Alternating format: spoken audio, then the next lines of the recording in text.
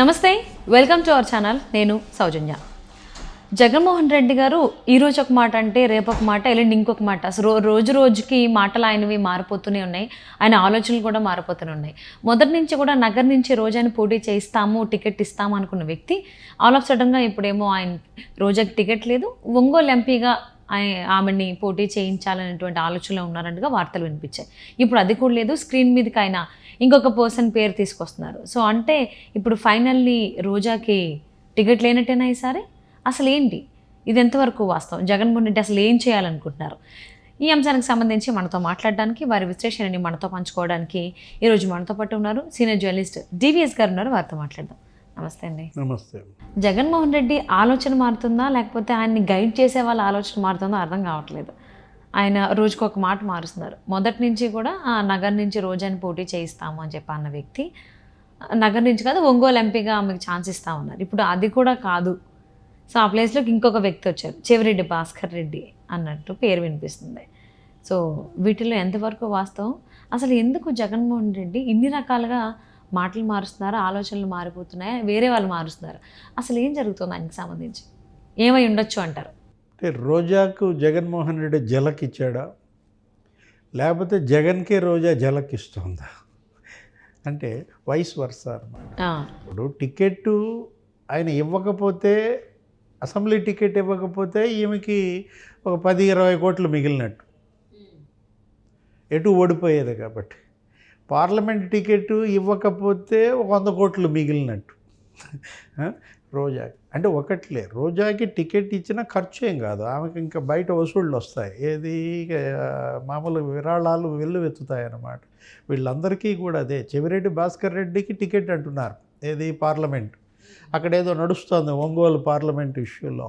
మాగుంట శ్రీనివాసులు రెడ్డి ఏమైనా పెద్ద మగవాడా ఏంటి, ఆయన 2 జిల్లాల్లో గెలిపిస్తాడా? ఇచ్చే ప్రసక్తే లేదు అన్నాడంట జగన్మోహన్ రెడ్డి. మనం మీడియాలో చూసాం.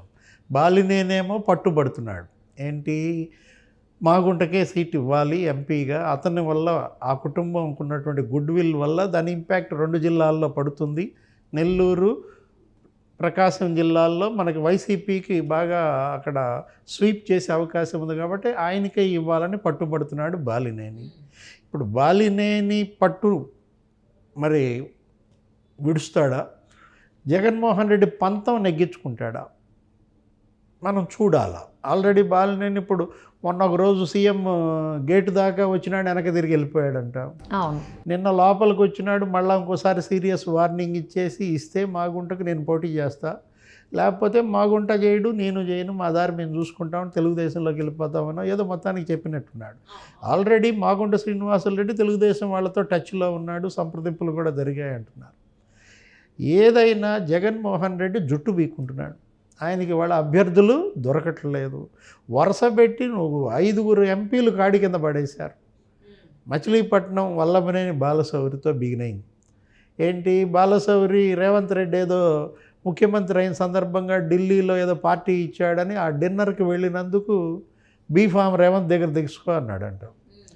అంత సీనియర్ బాలశౌరి కొంచెం మనస్తాపం చెంది ఇక రిజైన్ చేసేసి జనసేనలో చేరిపోయాడు.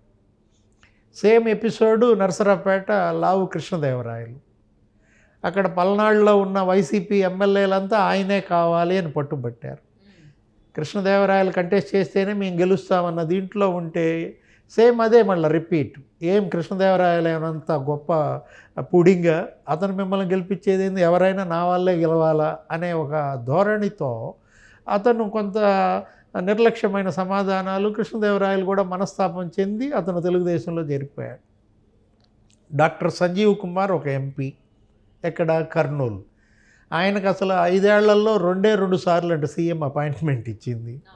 BC MP. ఆయన అన్నాడు, బీసీ ఎస్సీ ఆయన కాళ్ళ దగ్గర నా ఆత్మగౌరవాన్ని తాకట్టు పెట్టలేను అన్నాడు. ఆది మూలం కూడా నిన్న అదే మాట అన్నాడు. అతను లోకేష్ని కలిసినట్టున్నాడు. అంటే ఏ విధంగా జగన్మోహన్ రెడ్డి యొక్క ఈ అహంభావం వల్ల వీళ్ళు దూరం అవుతున్నారు. ఎవరూ దొరక్క చెవిరెడ్డిని ఒక చోట కంటెస్ట్ చేయమని, రోజాను ఇంకో చోట కంటెస్ట్ చేయమని అతను బతిమలాడుకునే పరిస్థితి. ఇప్పుడు రోజా పరపతి ఏంటి, రోజాకు ఉన్నటువంటి ఇమేజ్ ఏంటి?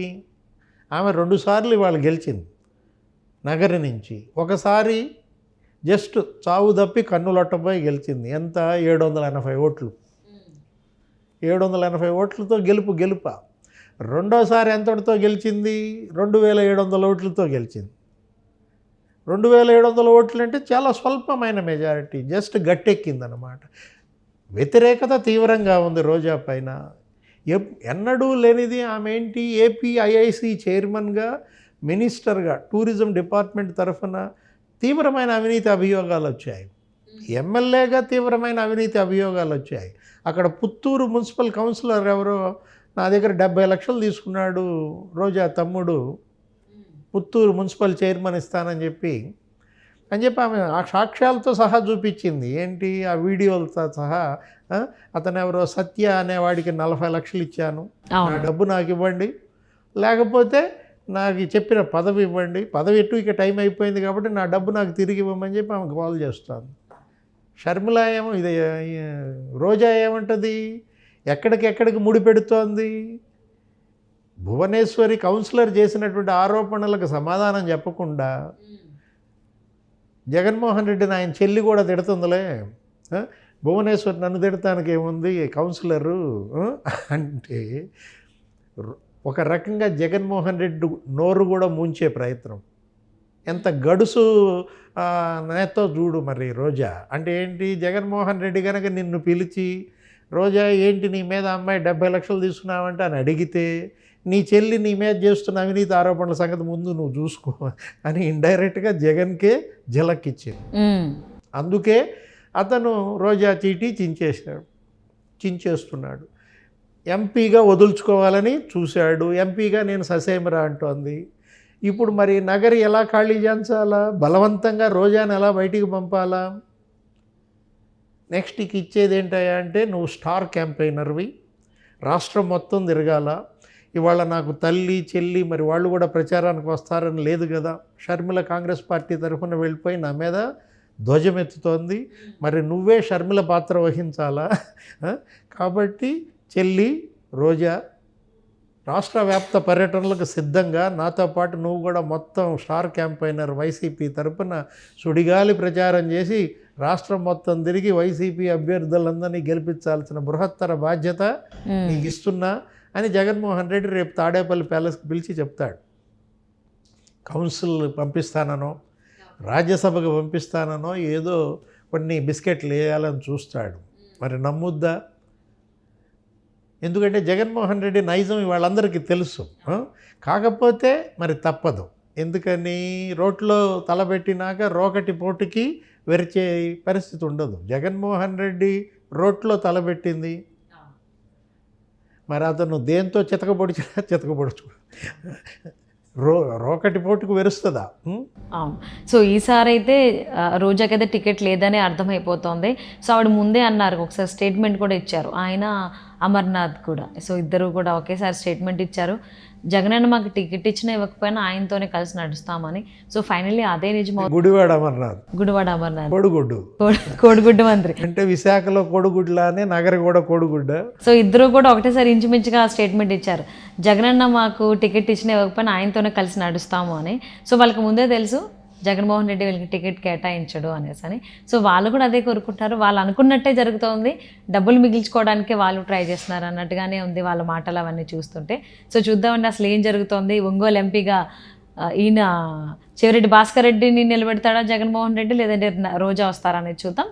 Thank you so much for spending your valuable time with us, TVS గారు.